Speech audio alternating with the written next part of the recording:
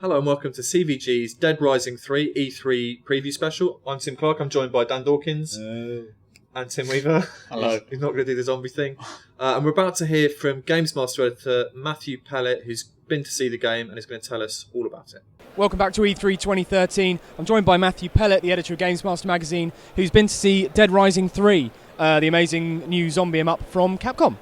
Matt, tell us about it. It looked a little bit different from what we saw at the Microsoft conference yesterday. It looked pretty grey and brown, not colourful anymore. Tell us what's going on. Yeah, so Dead Rising has sort of been synonymous with humour in the past, very colourful, lots of yellows, lots of reds, obviously with blood.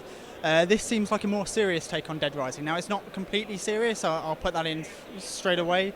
There's still a lot of chuckles to be had, but I don't know if you'll necessarily be grabbing dildos and bonking zombies on the heads with them anymore. It's grown up a little bit. I think that makes sense, to be honest. What they showcased was very impressive. It's a big open world city, lots and lots of zombies on. They're really throwing around their weight with the new hardware. All that extra RAM, just hundreds extra zombies. It's really good what they've showed so far. I don't really think the loss of humour impacts me. I know a lot of people are quite vocal about that. This is where a lot of commenters will be telling me to shut up. I was a big fan of the humour in the past games, but I'm not opposed to a more serious take on Dead Rising. They want to make it scarier, and I'm all for that. You saw at the conference demo, there was a bit in the dark. You dropped into a house, there were no lights, you had to strap a torch onto a gun and stumble around in the darkness. And that was something that was missing in the old Dead Rising, so I think a bit of horror is definitely welcome. Okay, cool. And one thing they showed in the Microsoft showcase was tablet connectivity and tablet interaction with the game. Can you explain how that works? What's the mechanic? Yeah, sure. So you saw that a lot yesterday. If you followed all the different conferences, there were a lot of games that talked about tablet functionality. By the end of the day, I was a bit sick of it, to be honest. In Dead Rising's case, the tablet functionality actually is sort of a game within itself. And when I spoke to the devs, they talked about having a second player just using the tablet. So rather than other games where you put the controller down and tap on the tablet or use it just to check stats, this is really to hand to a friend who's sat with you watching you play Dead Rising, and they can interact as well. So it follows a different character. I don't know who that is yet, I'll be honest. I'm going to see a bit more of it in a bit, so I might find out. But it's a new character, a different story, and that story will be intersecting with the story of Nick Ramos, who's the guy from Dead Rising 3. So you saw at the conference the ability to call in an airstrike by contacting that character. You can do other things as well. You can get them to tell you where certain items are. So if you want a special weapon, via tablet, the player, either you or your friend, can say, right, I want to find this weapon, and it'll put a marker in the games for you to follow. Fantastic. And finally, Microsoft is all about Kinect, or at least partly. Like, Kinect is still a pretty big thing. What does it do with Kinect? What's that interactivity? How does it work? Yeah, so obviously this is an Xbox One exclusive game, so unfortunately no PS4 version. And Kinect, you have to have it in for Xbox One, so I think you're going to see a lot of games that use Kinect in a big way. In this case, there are a couple of things. So the developers didn't want to have this situation where you're flailing your arms about looking like a bit of a pleb, to be honest. Although, I'll tell you what, actually, as an aside, some sort of Shaun of the Dead fake zombie walk, there's mileage in that. There's mileage in that. But two things. So if you're grabbed by a zombie, you've got the controller in your hands, you can just shake your controller left or right, and it'll recognise that you're trying to throw the zombie off. Just a little shake. You don't have to smash lamps and stuff. The other thing is that it uses the microphone, and this is a good and a bad thing. So in the conference you saw that you can use a flare gun to distract zombies. Well, you can also use your voice. You can call zombies over to a certain place and then run somewhere else, and you'll drag them away. So that's kind of cool. The downside would be, say, if your significant other comes in the living room while you're playing, it's like, oh, tea's ready, or how are you? And you're sneaking through a really, really tense area, and suddenly all the zombies, like 1,000 zombies, all look at you. So it'll be interesting to see how it's implemented, because I imagine many arguments with my wife if she gets me killed in Dead Rising 3. Sounds like a new element of excitement to the game. Yeah. All right, thanks very much, Matt. Well, more on Dead Rising 3 as and when we get it. Matt seemed cautiously positive then on Dead Rising. He mentioned, though, that he was anticipating a little bit of blowback from commenters who perhaps aren't as sold on the new, slightly more dour direction. I don't think it's a massive surprise that they've gone in this direction. I mean, it seems like a direct kind of response to games like DayZ and The Walking Dead and that kind of thing. I mean, they are very serious takes on the zombie genre, if you want to call it that. And I don't. Although I kind of am sort of sad that they've lost some of that humour. It doesn't massively surprise me, and actually doesn't really bother me that much. What I find a little bit weird about it is, as Matt said, there's still some humour in there. Like, I think in one of the trailers you can see he sort of throws a bladed weapon at a zombie and it slices it in two and it kind of peels apart. So there's a bit of that, but then it's mixed with the more seriousness. So it's kind of neither fish nor flesh. It's a bit in between the two. I mean, one of my favourite moments of the last gen was Dead Rising 1 heating up a frying pan on the thing and going and hitting it against somebody's face and it actually sizzling and getting stuck there. Proper, like, not Marx Brothers is the wrong thing, but that kind of physical comedy. Yeah, exactly right. And I think there was my favourite scenes again were things like my character dressed for no real reason in like a mankini, like a Borat mankini, on a child's tricycle. I remember like trying to cycle through a pack of 50 zombies at 2 miles an hour, and you just know it's a farcical attempt. You know, you're going to die. But the fun of attempting it is. Do you remember even in the first one as well, when you were standing on the zombie's shoulders, like wobbling around, and if you sort of fell into the pack? I thought that pulpy camp was really felt unique, and it was also still showing off the beautiful hardware and the invention. Because you go to a new shop for the first time and you go, "What have I got? Golf club, this, sports shop. What am I going to get from it?" Love that. I actually thought though with the second one that they did lose their way because I didn't understand again why it was outsourced to a Western dev, other than they must have thought, well, zombies should have been more popular. We need a Western dev to appeal to Western gamers again. But I thought they went so far down that kind of wacky route. It was such a weird balance they trod in the first one between the humour and the violence. It was just about spot on. And I think it was probably held back by the least popular save system that's ever been created for a video game that we still have arguments about now. But with the second one, I found the weapon combination too complicated. It felt like it was straining a bit being on that system.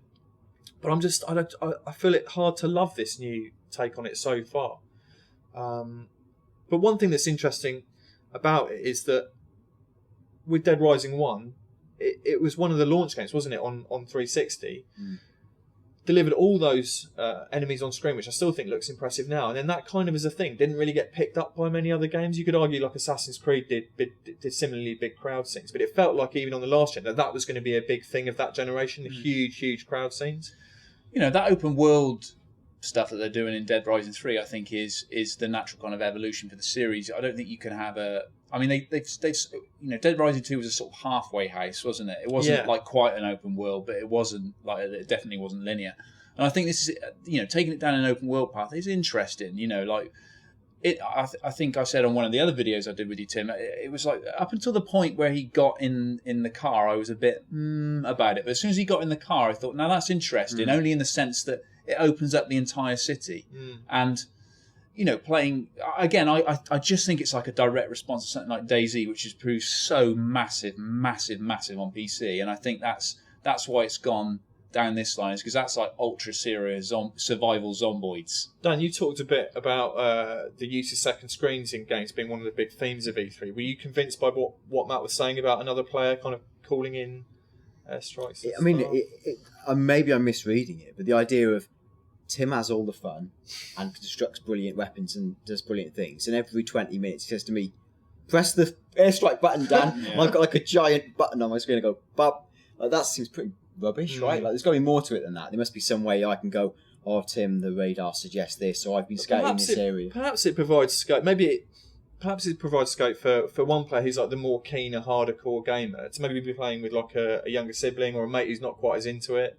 I mean, I used to go around to a friend's house with the BBC and we used to play Elite, and one of us would drive and the other would shoot. But shooting amounted to literally just pressing one button. So almost being like the man who reads the instructions. So you go, that is the thing. Also, I've got a terrible sense of direction, so I used to play with another friend who would just say, "Go left, go right, you lost again, you clown." Yeah, I guess it depends who you've got available to you. And it's got you need to have my friends. It's quite specific. Right. So you got available and how keen they are on games, I guess, as to how much enjoyment you get out of that. It seems a bit weird that in the demo, Matt kind of alluded to it, said there's a second character and that kind of thing. But it seems weird that, like, you'd have your dude kind of going through the world and then you'd be like, I think I just call in an airstrike. It's like completely what? I sort of double take during the trailer. I like as well, like during the zombie apocalypse, every sort of major piece of infrastructure's fallen down, except the ability to call in airstrikes. You can't call an ambulance. No. I like the point you made, Tim, about like when you saw it on 360, it was all about sort of the physics and the power of seeing so many men all at once. And it still was impressive, and I think there's like a certain giddy thrill still in seeing packs of zombies getting decimated and ripped apart. I love that. But I wanted to see, like Tim touched on with DayZ, and certainly the DayZ movie trailer. There's that brilliant bit where they all sort of writhe up together like a human wall, like writhing like a wave almost. And I wanted to see something in like the new Dead Rising where you almost like the screen's thick in with a mass. gameplay terms, how would you defeat the wall of zombies? You just have there'd be a point in it where you'd have the most ludicrous weapon ever, like some sort of cutting mega gun. You'd just be slicing through like 50, guys at a time. Just something mad. But see, what I think is kind of like I was trying to make the point, making really badly earlier, was that if they wanted to go more in that direction, they should have gone all the way, like completely whole hog going. We know you like Dead Rising, but now we've made it an ultra like harsh, like the Walking Dead TV series, really, but with just an insane amount of them on screen. And I think that could have been quite interesting. I think, it's what we should remember though is that for a lot of people out there, the humour might have just gone like that. There is a kind of the big. You think about the massive games in the world at the moment: Call of Duty, Battlefield. These are like not funny. They're not funny. They're not hugely funny. And maybe, they've done some market research or they've just looked at the market in general and thought, if we make this a bit more serious, it might appeal to more people. Good old victory for focus group testing. Yeah, right. What is the most successful funny game? Sorry, Dante, as well. Sorry. Portal? Funny game. Yeah, Portal 2 maybe. And even that's very verbal and whimsical. And successful in terms of being funny or successful in terms of selling? In sales. In terms of both actually being funny and actually selling games. Because I think the big problem with games, right, is that the majority of them are like 15 to 20 hours long. Most writers can't fill a movie that's an hour and a half long with enough gags. That's hard. It's impossible, yeah. Uncharted is borderline funny at times. Yeah. Smile funny. Yeah. Portal 2 was genuinely funniest and I laughed quite a lot, but again, maybe its appeal is it's all the things at once, really, with Portal. In history, it's the Monkey Island games. They're not for me. Yeah, but you can see why people appreciate them. The writing was good. I could go back to my favourite game of all time, Leisure Suit Larry Magna Cum Laude, which in fact is not only a triumph game of any generation. Exactly, but it's actually hilariously scripted. But I mean, a lot of people despise that game. Comedy's so subjective as well. That's the problem. If you like shooters, everyone likes shooting a man, right? But a comedy, like a comedy game, not everyone's going to find that funny. The subjective though, and there's just bad comedy and bad writing, which is what most games get. I don't know. Some people might find really bad comedy. I mean, look at some of the stuff you see online. People like 1 million views on YouTube, and you're like, but I don't even I watched the entire last series of Citizen Khan, but that's a different story. So, Dead Rising, a good exclusive for Microsoft to have locked down for Xbox One? I think it's good. Yeah, I think it's a really good one. I honestly think that this new sort of serious take will do good business for them, and I think it's a decent. I reckon it will appear on PS4 at some stage, though. You're probably right. Capcom exclusives are as slippery as they come. Definitely. I mean, so is Dead Rising an exclusive to 360 at one stage. It came across. I'm excited about it. Even though it's gone a bit brown, I'd rather it stayed in the sort of high camp, more inventive, fun world. I still think it's exciting. There's something about laying into big hordes of zombies you can't break down. Good stuff. That's a thumbs up, I think, from our coffin of files here. Stay tuned to CVG and the CVG YouTube channel. Don't forget to subscribe. We'll have plenty more game reaction videos to come over the course of E3 and beyond.